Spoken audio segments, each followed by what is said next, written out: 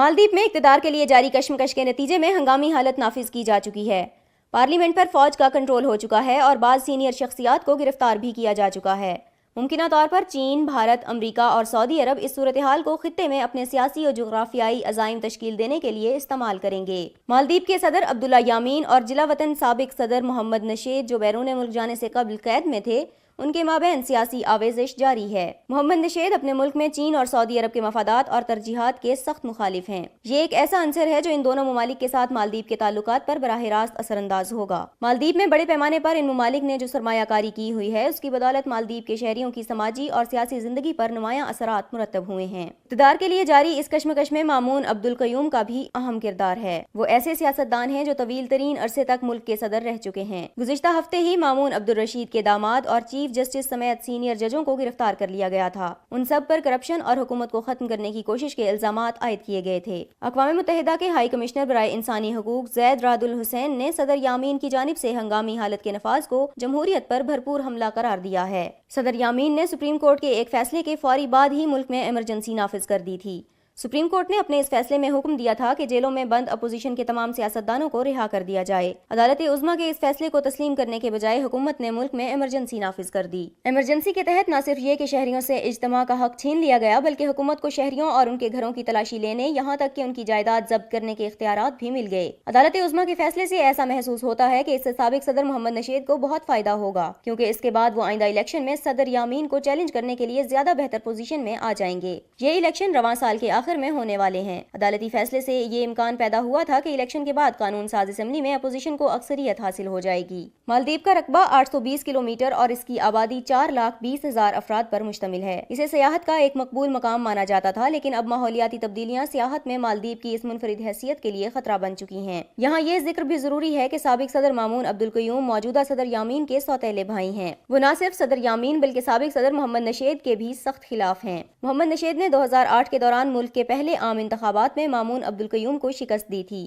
موجودہ صدر یامین 2013 کے متنازع انتخابات کے بعد برسر اقتدار آئے تھے۔ ان کے مخالفین کا موقف ہے کہ صدر یامین نے ان انتخابات میں بڑے پیمانے پر دھاندلی کی، جمہوریت کو شدید نقصان پہنچایا اور اسلام کے نام پر عسکریت پسندی کو پھیلنے کا موقع فراہم کیا۔ یہی نہیں بلکہ انہوں نے اختلاف کرنے والے اپنے ساتھیوں اور اپوزیشن رہنماؤں کو جیلوں میں بند کر دیا۔ صدر یامین کے بارے میں یہ بھی کہا جاتا ہے کہ وہ اپنے ملک اور خطے میں چینی اور سعودی عزائم سے اتفاق کرتے ہیں۔ تجزیہ کاروں کے مطابق اس کے نتیجے میں مالدیپ میں ان ممالک کے فوجی اڈے قائم کیے جا سکتے ہیں۔ چین کے لیے مالدیپ تیل سمیت مختلف اشیاء کی تجارت کا بہت اہم روٹ ہے۔ بالخصوص مشرق وسطیٰ کے ساتھ تجارت کے لیے چین کے نقطہ نظر سے مالدیپ انفرادی اہمیت رکھتا ہے۔ دوسری جانب سعودی عرب کے لیے مالدیپ اس لیے اہمیت رکھتا ہے کہ اس روٹ سے اس کے سب سے بدترین علاقائی حریف ایران سے اس کا فاصلہ بہت کم ہو جائے گا۔ اگر مالدیپ میں چین اور سعودی عرب کے فوجی اڈے بن جائیں تو اس کے بعد نہ صرف یہ کہ جبوتی میں قائم ان کے فوجی اڈے مزید مستحکم ہوں گے، بلکہ توانائی کے برآمد کے لیے بھی ایک بہترین روٹ مل جائے گا۔ سابق صدر محمد نشید نے گزشتہ سال کہا تھا کہ چین اور سعودی عرب مالدیپ میں اپنے فوجی اڈے اس لیے بنانا چاہتے ہیں کہ ان کے ذریعے وہ اپنی نئی مارکیٹوں تک تیل اور دیگر اشیاء کی تجارت کے راستوں کی حفاظت کر سکیں۔ اس مقصد کے لیے دونوں ممالک مالدیپ میں اسٹریٹجک انفراسٹرکچر بہتر بنانے کے لیے تنصیبات بھی کرنا چاہتے ہیں۔ دوسری جانب امریکہ ہے جو چین کے اس منصوبے کو ناکام بنانا چاہتا ہے۔ اسے مالدیپ میں چین کے بڑھتے ہوئے اثر و رسوخ پر سخت تشویش ہے۔ اسی لیے امریکہ نے بھارت اور سری لنکا میں تعینات اپنے سفیروں کے ذریعے صدر یامین پر زور دیا ہے کہ وہ جمہوری اقدار اور اصولوں کی پابندی کریں۔ جب صدر یامین نے ملک میں ایمرجنسی نافذ کی تو سابق صدر محمد نشید کولمبو میں تھے اور ان کا بھارت سے قریبی رابطہ تھا۔ 2013 میں جب یامین متنازع صدارتی انتخابات میں کامیابی کے بعد برسر اقتدار آئے تو اس وقت ان کے ملک اور امریکہ کے مابین سوفا معاہدے میں مالدیپ کی شرکت کے لیے مذاکرات جاری تھے، لیکن یامین کے صدر بننے کے بعد بات چیت کا یہ عمل معطل ہو گیا۔ اگر یہ معاہدہ ہو جاتا تو مالدیپ کے ساتھ امریکہ کے فوجی تعاون میں غیر معمولی اضافہ ہو جاتا۔ اگر محمد نشید جو ملک کے پہلے جمہوری انتخابات کے بعد 2009 میں صدر بنے تھے دوبارہ اقتدار میں آ جاتے تو شاید امریکہ کے ساتھ ان کے ملک کے یہ مذاکرات دوبارہ شروع ہو جاتے۔ 2016 میں دولت مشترکہ نے صدر یامین کو خبردار کیا کہ اگر وہ ملک میں جمہوری اداروں کو کمزور کرنے کا عمل بند نہیں کریں گے تو ان کے ملک کو دولت مشترکہ کی رکنیت سے معطل کر دیا جائے گا۔ اس کے فوری بعد صدر یامین نے چین کی طرف اپنا جھکاؤ بڑھا دیا۔ مالدیپ کے ساتھ تعلقات کو فروغ دے کر سعودی عرب چین کو یہ پیغام دینا چاہتا ہے کہ اس کے روڈ اینڈ بیلٹ منصوبے میں وہ رکاوٹ نہیں بلکہ معاون ہو سکتا ہے۔ سعودی عرب نے حالیہ برسوں کے دوران مالدیپ میں مذہبی تعلیمی اداروں کی مالی مدد شروع کرنے کے علاوہ مکہ اور مدینہ میں دینی تعلیم حاصل کرنے کے خواہش مند طلبہ کو وظیفے دینا بھی شروع کیے۔ سعودی عرب کی جانب سے ان اقدامات کے بعد ایک جانب مالدیپ میں اسلامی اقدار کو فروغ ملا تو بڑی حد تک مذہبی عدم برداشت میں بھی اضافہ ہو گیا۔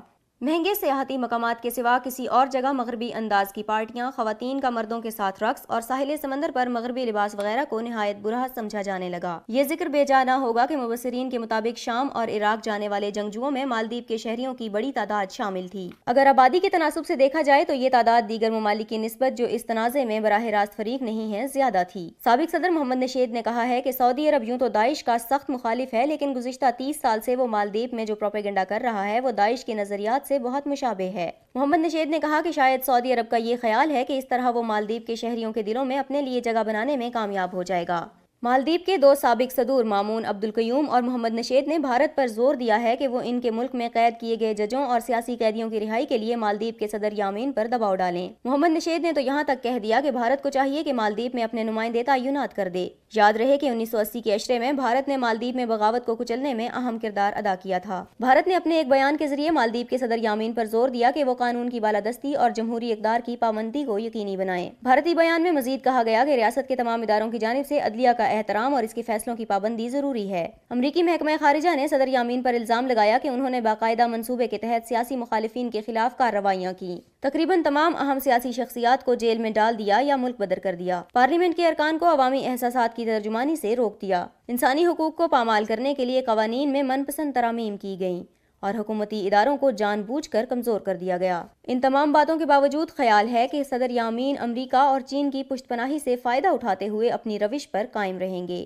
بالخصوص اس لیے بھی کہ انہیں بھارت اور امریکہ کی جانب سے مخالفانہ بیانات کے سوا کسی سخت اقدام کا کوئی اندیشہ نہیں ہے۔ ایسا محسوس ہوتا ہے کہ ایمرجنسی نافذ کرتے ہی صدر یامین کی جانب سے پولیس کمیشن کو تحلیل کرنے کے باوجود انہیں فوج اور پولیس کی مکمل حمایت حاصل ہے۔ سرکاری ٹی وی پر فوجی اور پولیس افسروں کو یہ عہد کرتے دکھایا جاتا ہے کہ وہ موجودہ قانونی حکومت کے دفاع میں اپنے خون کا آخری قطرہ تک بہا دیں گے۔